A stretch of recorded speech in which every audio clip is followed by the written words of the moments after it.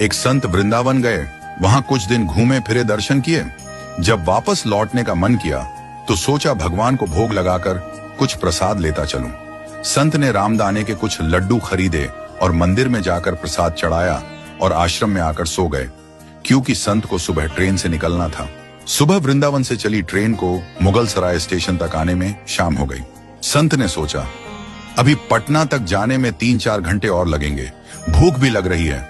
मुगल सराय में ट्रेन आधे घंटे रुकती है, चलो हाथ पैर धोकर संध्या वंदन करके कुछ पा लिया जाए। संत ने हाथ पैर धोए और लड्डू खाने के लिए डिब्बा खोला। उन्होंने देखा लड्डू में छींटे लगे हुए थे। उन्होंने छींटों को हटाकर 1-2 लड्डू खा लिए।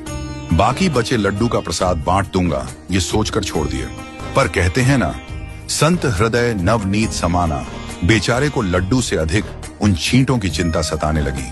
सोचने लगे ये छींटे वृंदावन से इस मिठाई के डिब्बे में आए हैं। बेचारे इतनी दूर तक ट्रेन में मुगल सराय तक आ गए। कितने भाग्यशाली थे, इनका जन्म वृंदावन में हुआ था। अब इतनी दूर से पता नहीं कितने दिन या कितने जन्म लग जाएंगे इनको वापस पहुंचने में। पता नहीं ब्रज की धूल इनको फिर कभी मिल भी पाएगी या नहीं। मैंने कितना बड़ा पाप कर दिया, इनका वृंदावन छुड़वा दिया। नहीं, मुझे वापस जाना होगा। और संत ने उन छींटों को वापस उसी मिठाई के डिब्बे में सावधानी से रखा और वृंदावन की ट्रेन पकड़ ली।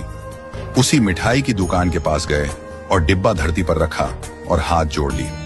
मेरे भाग्य में नहीं कि तेरे ब्रज में रह सकूं, तो मुझे कोई अधिकार भी नहीं कि जिसके भाग्य में ब्रज की धूल लिखी है उसे दूर कर सकूं। दुकानदार ने देखा तो आया और कहने लगा, महाराज चींटें लग गई तो कोई बात नहीं, आप दूसरी मिठाई तुलवा लो।